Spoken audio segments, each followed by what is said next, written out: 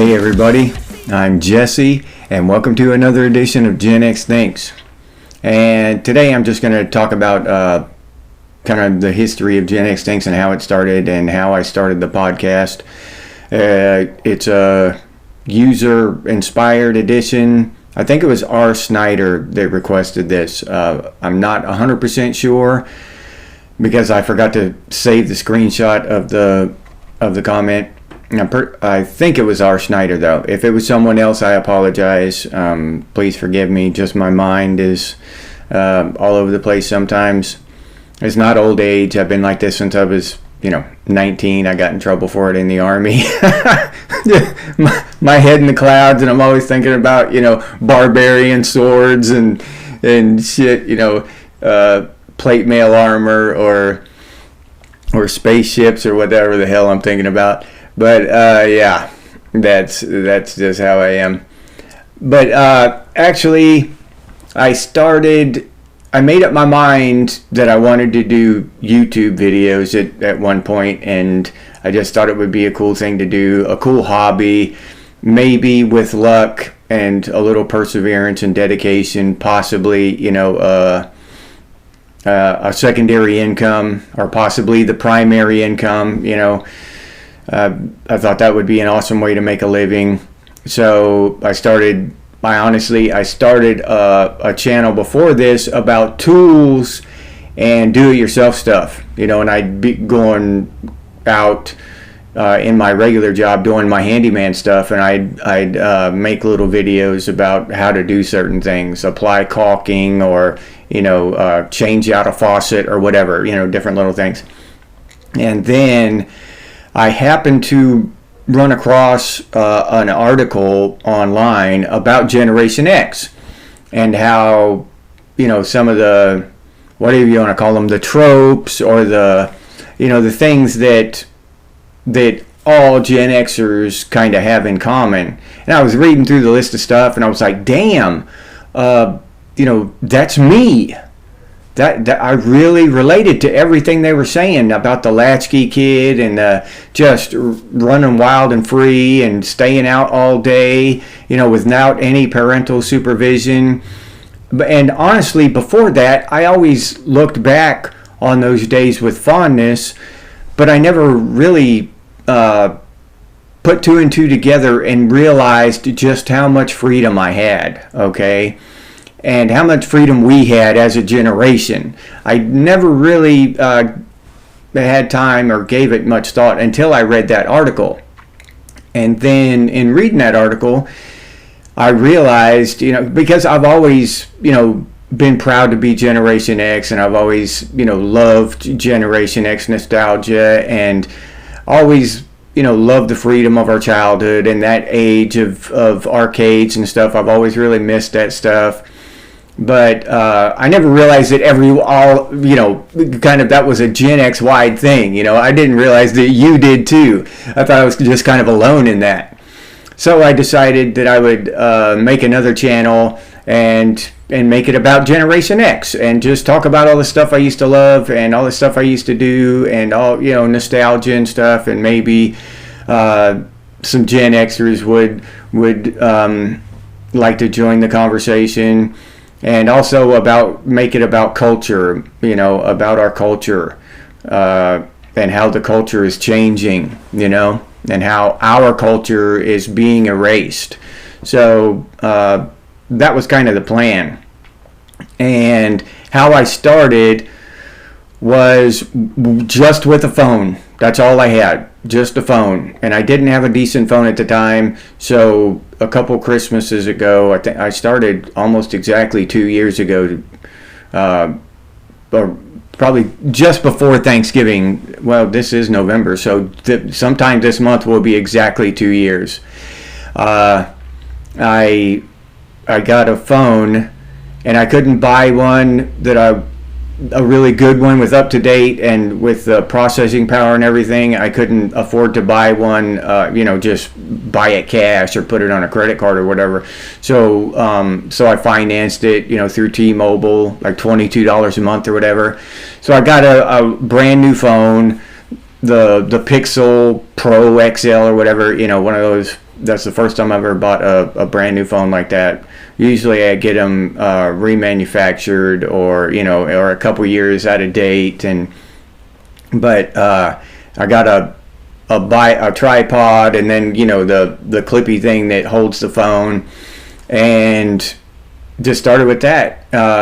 That's one good thing that YouTube does. They really give small, just individual people, small channels, they give you all the tools you need. All right.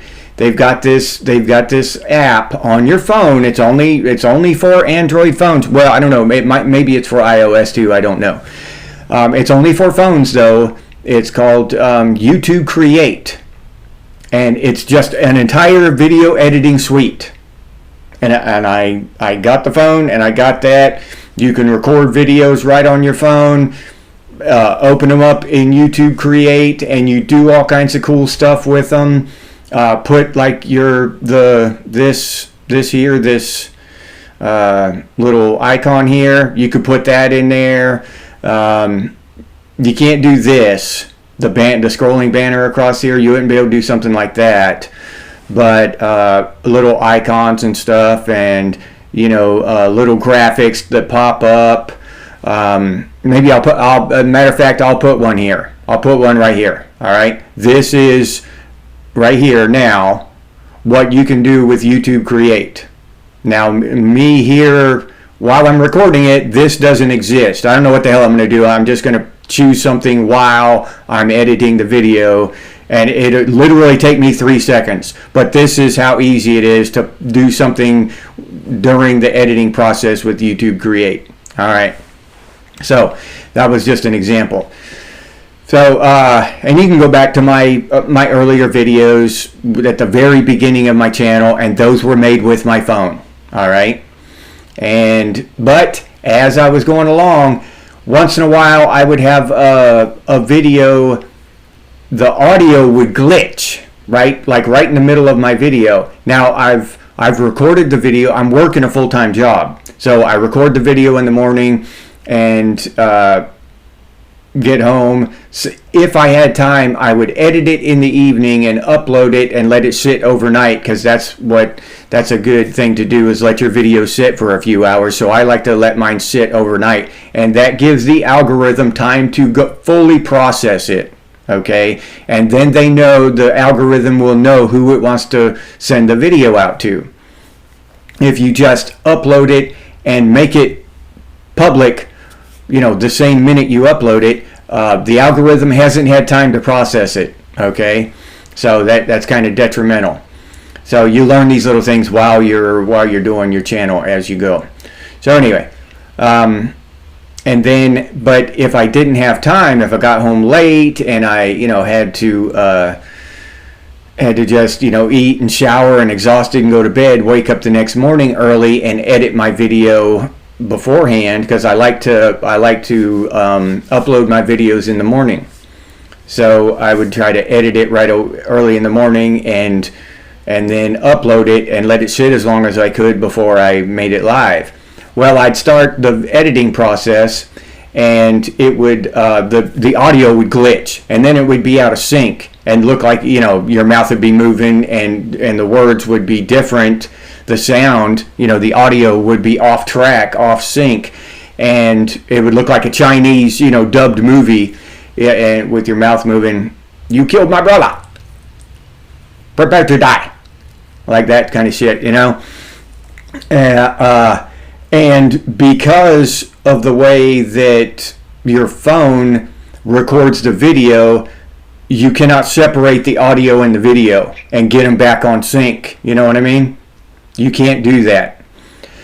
So I had that problem a couple times. Once, it popped up and I was like, damn, that sucks. That really sucks. I couldn't upload a video that day or whatever. And then I'd have to scrap the entire video and reshoot the whole thing, and that is really aggravating. So then I started looking into that. How do I fix this? After it happened a couple more times, what's the problem? There is no fix for it. They just have to fix their software, you know. So beware of that. So once I realized that there was no fix for that, and I couldn't keep doing this because it was getting more and more regular, and it was really aggravating, and I just, you know, a big stressor on my brain, that I'd make a whole video and then have to toss the damn thing in the garbage and, you know, reshoot it all over again. So eventually I, you know, I got monetized, and you know, there's a cutoff. It's $100 cutoff. So once you've made $100 with YouTube, then at the end of that month or the beginning of that month, they will send you, your check.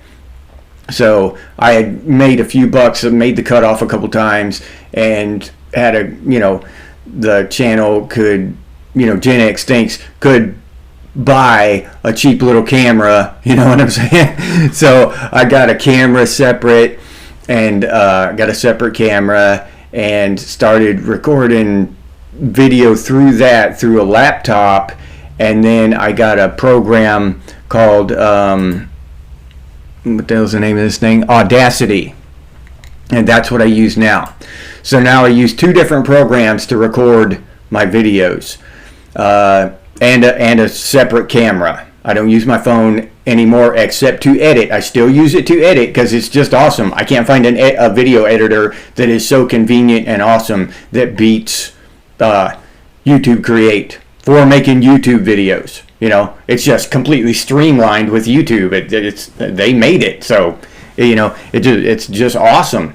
So I record my videos now with OBS. It's a program called OBS on my computer, and I've got my camera set up to my computer, plugged into my computer, and I record the audio at the same time with Audacity. And then I have another program called Power Director. All right, and that's on my computer too.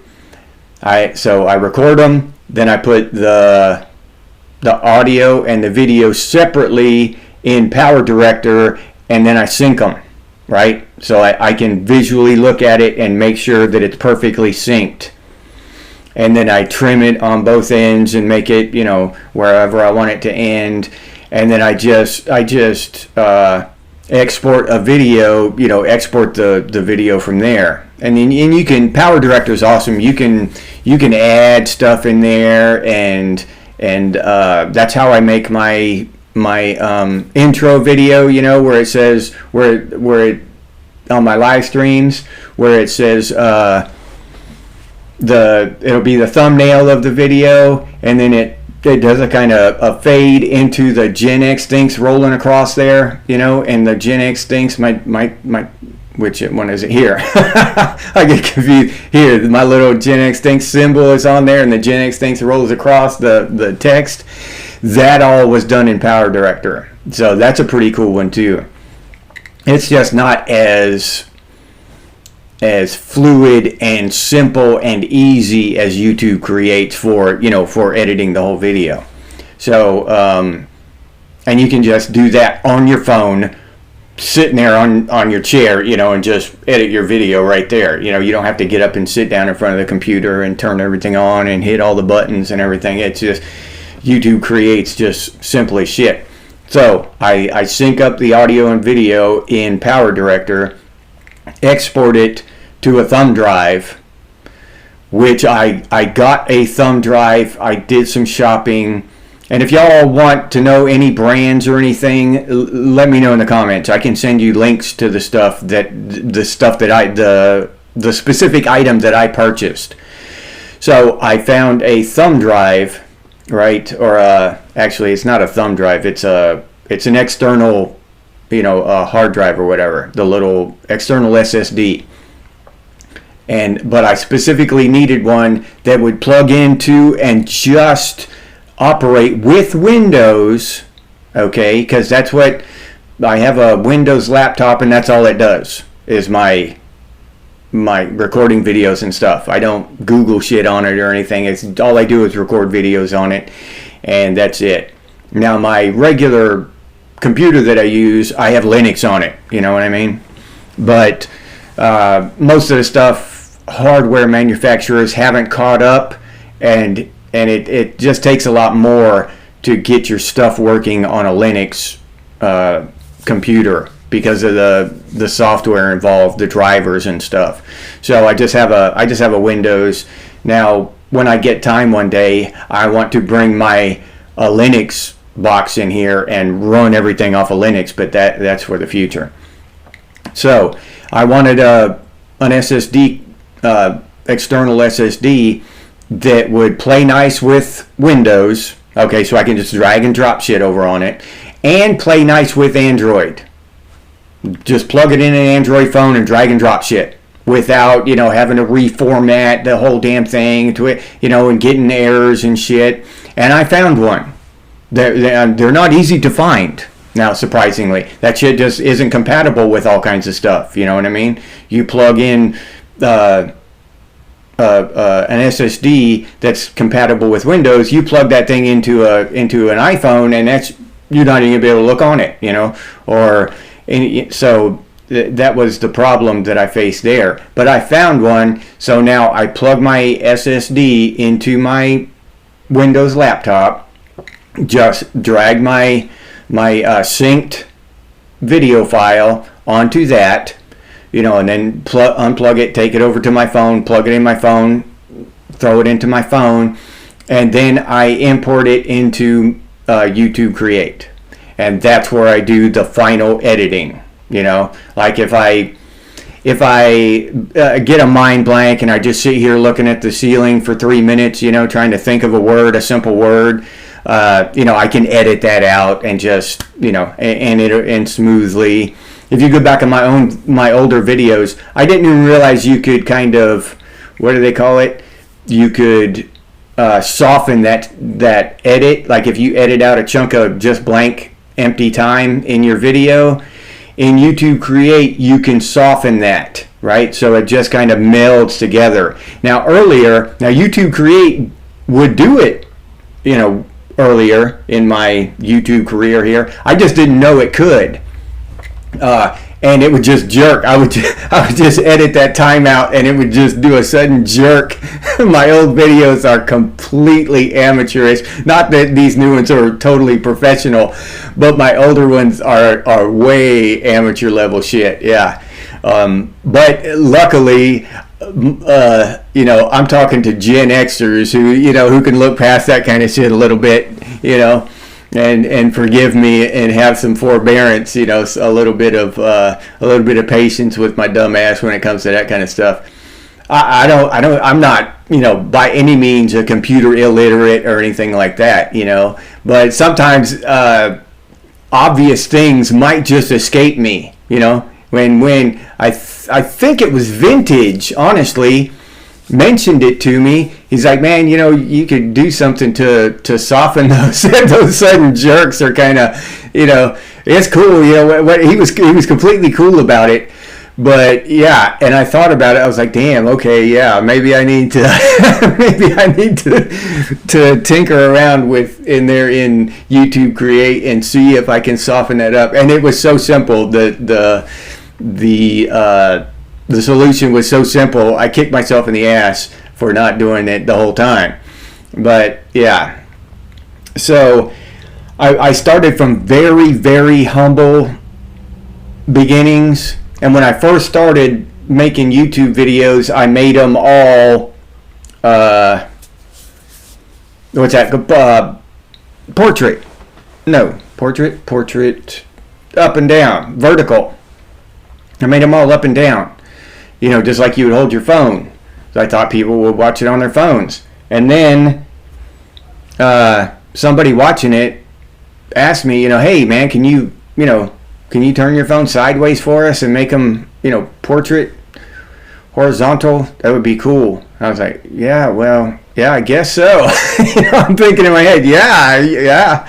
I guess so. If that's what people want to see. So then I turned my phone over sideways and started making them sideways. Portrait, landscape. That's the one. I started making them landscape. And nobody's ever asked me to turn my phone back up, so I guess that's the way you're supposed to do it. But I just learned the hard way. You know what I mean? If you consider that the hard way, having somebody out there tell you, hey, dipshit, you're doing that wrong. You kind of course, Vintage was way nicer than that when he made that suggestion. He might not even remember making it, but I'm almost positive it was Vintage that told me about the jerky transition. So like this, whatever, dude. And this stuff here, like this banner, and then I have a live thing up here during my live streams. That kind of stuff comes from a website called Uno Overlays. Uno, just like the card game. Yep, Uno Overlays. And if you don't know about that, that's just awesome. That elevated, once I learned about that and learned how to incorporate that into OBS Studio. Well, the S stands for Studio, but OBS.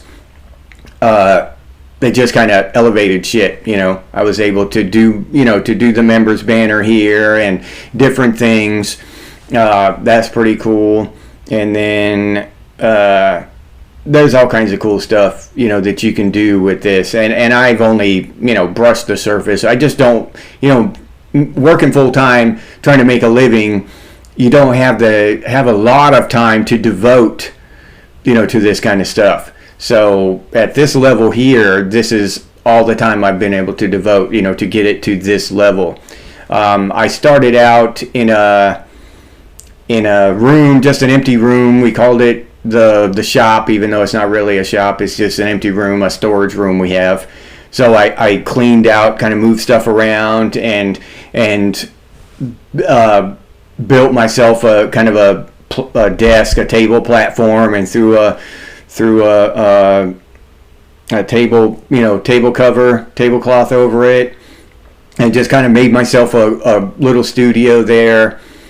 It wasn't nothing. I haven't spent a lot of money on tables or any of this stuff. These shelves I made myself. I honestly, out of a demo from a house.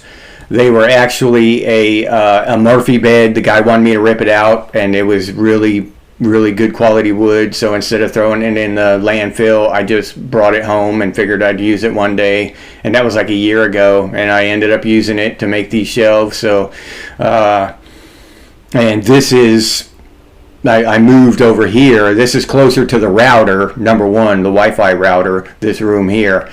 And it's just a little more nicer. This room here is a little nicer than the shop. I could paint the walls and put shelves up and little memorabilia and stuff. Where before I just kind of had to hang something behind me to hide to hide the shop walls, Which was cool. I used to hang the American flag back there, and that was pretty awesome. But yeah, you don't have to have super expenditures. You don't have to spend a whole lot of money into it. Literally, I got a phone for $22 a month or whatever, and basically that was it. The software was free on the phone, and by now they might have fixed that audio glitch. And now the other thing I will say about all this, if you're interested in starting a YouTube channel, and you can look at my channel page and see how many subscribers I have and all that. I don't have, 100 million subscribers. I don't have 1 million subscribers. I don't have 100. I don't even have 10 grand yet. So, but I have learned quite a bit in the last 2 years. So, what I have to say here is I went through and one of the things you do if you want to be successful with a YouTube channel is watch other YouTube videos about being successful on a YouTube channel. You do this and you do that. There's all kinds of YouTube videos about what to do for the algorithm, and you gotta do this and that. They'll tell you everything you need to know. But in my experience, 90% of it's bullshit. I mean, honestly, they want clicks. They want you to watch their YouTube channel. So, and for all those YouTube channels based on giving advice to other YouTubers, I mean, how much advice is there? You have a few basic things that you need to know, and then everything else is bullshit. It's just shit they're making up. Shit it's just bullshit. They tell you you've got to absolutely must write a script and edit your script and take all this time with your script and everything, and because the viewers are just they won't have somebody just coming up here and talking anymore, and all this stuff, and I just didn't have time to write any script. I didn't have any inclination or desire to write a script. Every single video I've ever made has been cold. I just get up here and sit down and talk. That is the honest truth. The most I will do is write down some bullet points. Like if I want to do a video, I just did one the other day on the eight reasons or 8 things that Gen Xers won't do. Now, I wrote down 8 reasons that Gen Xers, or I wrote down 8 things that Gen Xers wouldn't do, right? I thought about it. I looked it up and stuff, and to see if my 8 things were as cool, if I could come up with some cooler ones or whatever. But I wrote down the ideas, but I didn't write down anything that I wanted to say about them. I thought about it, beforehand while I was at work and stuff. I was like, oh man, that's a cool way to go into that one, but I didn't write anything down. I didn't even write any notes down. I just wrote down like 8 bullet points that I wanted to talk about. Then I looked at it, read the damn thing right here on, while I was filming myself, and then I said what I thought about that, just right off the top of my head. And that seems to work. So all that bullshit they'll tell you, those YouTubers will tell you all that shit about, oh, you need to, do all this crap, and you need to do this and that, and I honestly, I looked and I thought that they were giving good advice when I first started, but I just didn't do it. I didn't feel like doing it. That would just be fake to me, It would be, like, I didn't want to be a poser. I didn't want to get up here and be some kind of fake-ass poser and telling everybody what they wanted to hear. I figured I would just speak my mind, whatever the topic was, whether it was a funny topic or a bullshit topic or about politics and culture or about music or whatever. And that realism, that sincerity would resonate because I'm just me, Not that Jesse's so awesome or anything, but Jesse's just Jesse. He's just being him. He's relatable. You can ask him some shit and he'll talk about it and he'll say just what he thinks about it. So that's kind of where I went with it. And the tiny little bit of success I've had compared to, those other YouTubers, over there with, 50 million views per video and shit. What tiny little bit of success I had, I attribute to that, just being sincere, not being fake, not, ding that bell and doing all this shit all the time and all that shit. I consciously choose to put all my, my big spiel about the buy Gen X gear and, my Redbubble, and buy me a cup of coffee and all that bullshit. I put that at the end of my videos. I have the entire time. I don't cut in the beginning of a video and make y'all listen to me sell some shit. I just don't do it. I don't like it. I don't like it when I'm watching a video and somebody goes into salesman mode and starts trying to sell me some shit. I don't like it. I don't think normal people like it, so I don't do it. So I put it all at the very end of the video. And if y'all like the video enough to watch the whole thing, maybe you might watch at least pay attention to that, all that bullshit at the end, or not. But either way, that's just common sense to me, what people would rather have, and I would rather have people, just have a good time watching the videos and learn a little something. That's the main goal. The secondary goal is, maybe I might be able to make money and do this shit for a living one day. Yep. I cannot hide that. I never have. I've never said, hey, I'm just all just doing this 100% for the fun. Although it is fun, I'm probably doing it, at least 50% for the fun, because I just have too much fun doing this. I can't say that I don't have a lot of fun doing it, and that's the good thing about it, because even when I'm tired and I don't feel like doing anything, I can still come here and do a live stream and shoot the shit with everybody and just have a blast, even when I would be falling asleep, because it's so much fun. Or shoot a video like this. This is just fun for me. It's awesome. I really enjoy it. So, but of course, also, if I can make some money doing it at the same time. But if you get to a certain level of success, you'll make money just with YouTube's commercials. That should be good enough. And maybe one day somebody will want to sponsor me. Maybe one day some crazy ass company will want to sponsor me, even though some of the shit I say is inappropriate and just plain wrong. and y'all aren't afraid to point out when I'm just wrong. Which I love, I love that. Y'all can do that. Hey Jesse, that's just plain wrong. That shit sounded stupid. No, I disagree with that. But in a friendly way that is just, I don't get offended. You're not going to quit watching me because I said some stupid shit.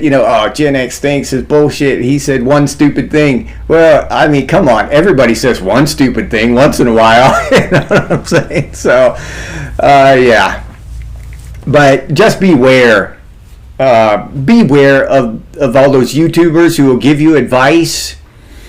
Think about it. I'm not saying don't watch their videos, okay? But watch their videos when you do. But think about it.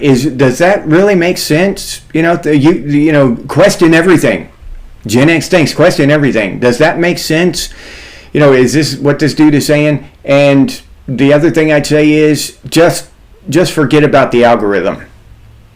What you do in preparation, okay, you need to consider the algorithm in your preparation, right? You want to give I don't really try, I'm be honest, I don't really try real hard to title my videos for algorithm and shit and put stuff. If you look at the description is where it's supposed to be, right? If you look in the description, that's where all the algorithm stuff happens, right? Not in the title, not in the thumbnail and shit. It's in the description of the video, from what I understand.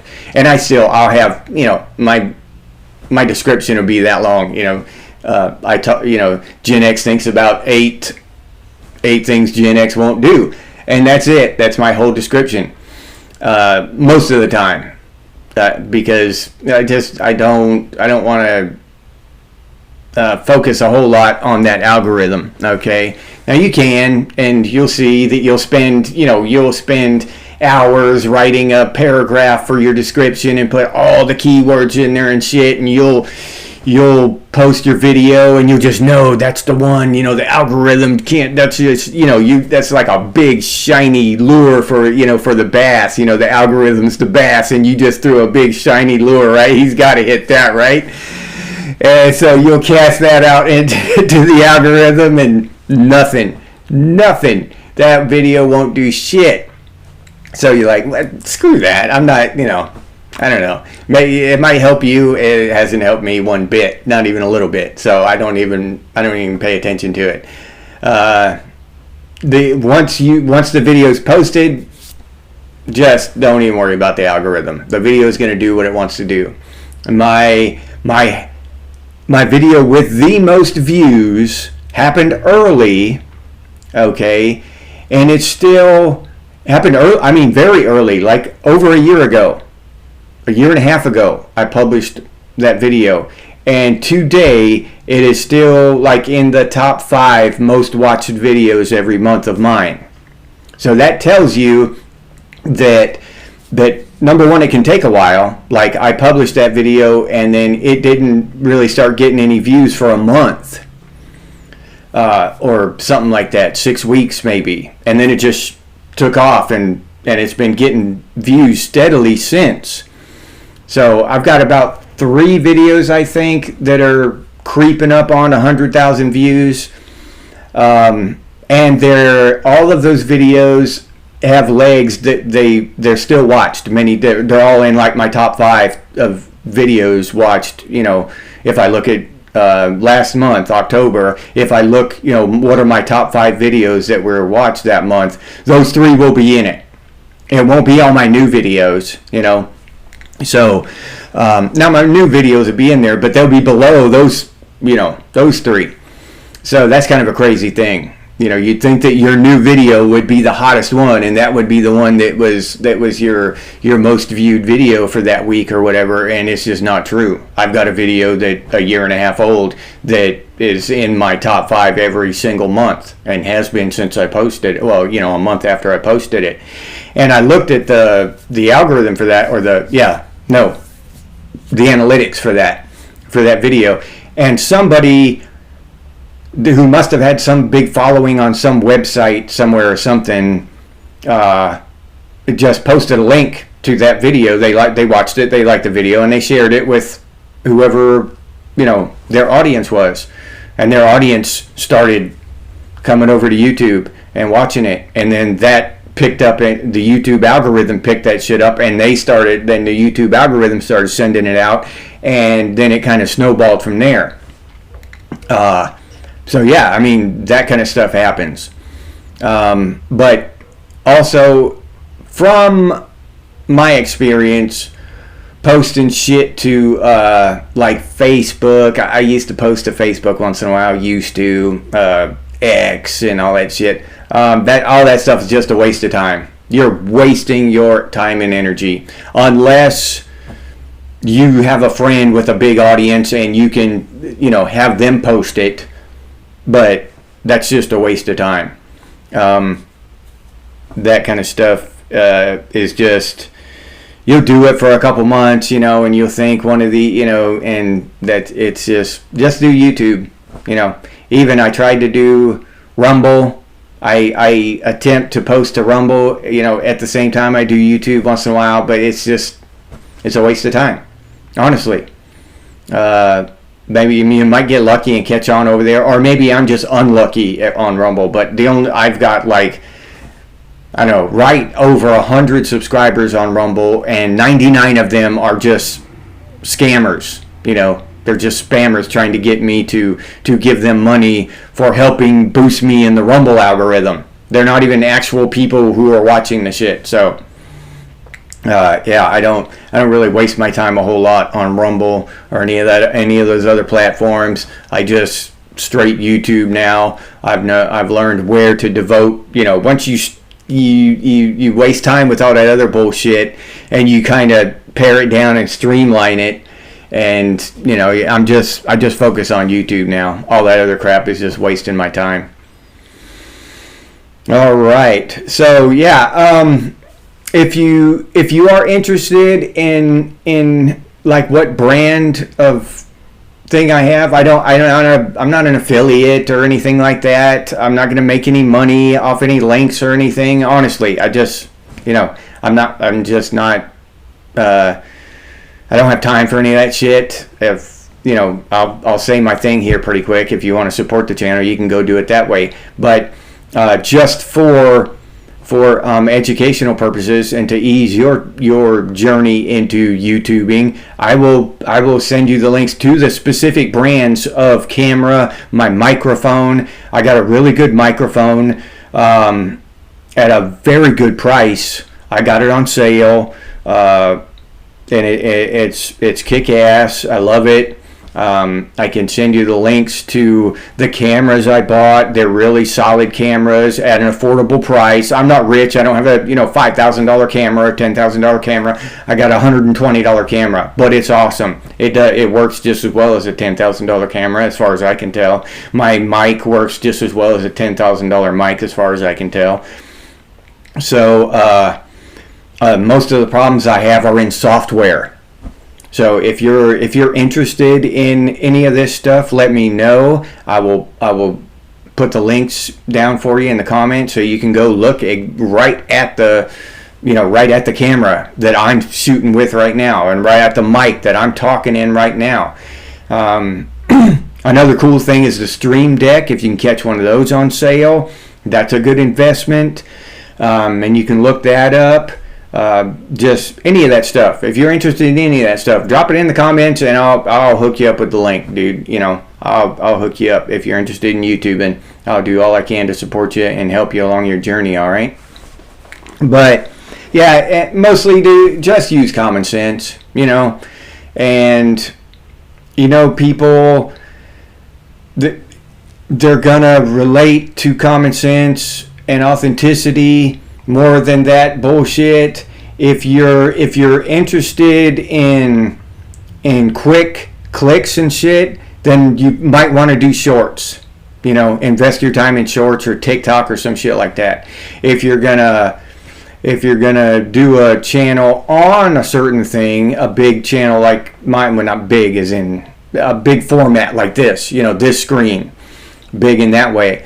If you want to do a large format video channel like that, then you've got to have a subject to talk about that you're really interested in, like I am with Generation X, and like I am with culture. You've got to have a topic that you're interested enough to where you will get other people interested in it. You know what I'm saying? Because if you're just, talking in a monotone and you sound like you're bored with this shit, well, other people are going to be bored with it too. So do something you're interested in, whether it be collecting seashells or, nuclear physics or whatever, whatever your channel. There's that one thing I can say is that the universe is limitless, and so are the ideas for YouTube channels. You know what I mean? You could talk about literally any damn thing. You could have a YouTube channel about how stupid the host of Gen X thinks is. You could have that channel. How stupid is this guy? You know what I'm saying? So yeah, so that just you could have a channel about anything, as long as but I would say that make it about something that you really enjoy and that you're really into. That would be my advice there. All right, I'll leave you there with that. If you'd like to support the channel by becoming a member, I'll leave that link down in the description, or you can head over to the channel page and become a member that way. Get your name on the banner here. These members here, they support the channel just directly, and I can't thank these people enough. So yeah, thank you to everybody on this banner down here, and anybody who decides to become a member in the future, thank you. I appreciate it. I really do. If you're interested in supporting the channel directly, you can do so by clicking on that super thanks button down there, or the hype button. Hit that hype button. That's a new thing that YouTube has come up with to help smaller channels like mine. And that's something that I appreciate from YouTube. Google and YouTube, they've got their problems, with, we all know what their problems are and shit, but the kind of stuff they do sometimes. But they seem like they're earnestly trying to help small channels and individuals become successful on YouTube. They are actually trying to do that. So yeah, I appreciate the hell out of them for that. If you're interested in Gen X gear, we got some pretty cool stuff over there at Redbubble. Gen X Thinks and Gen X branded stuff, t-shirts, coffee mugs, stickers, all kinds of cool stuff. But I'll put that link down in the description too. If you can't or don't want to support the channel in any of those ways, you can always do so by sharing these videos on your social media. That helps out one hell of a lot, so thank you very much to those of you who do that. And if you have any ideas for future episodes of Gen X Things, please put those down in the comments. Or you can email us, and the email is genxthings@gmail.com. And as always, stay frosty, Gen X, and I'll see you on the next one.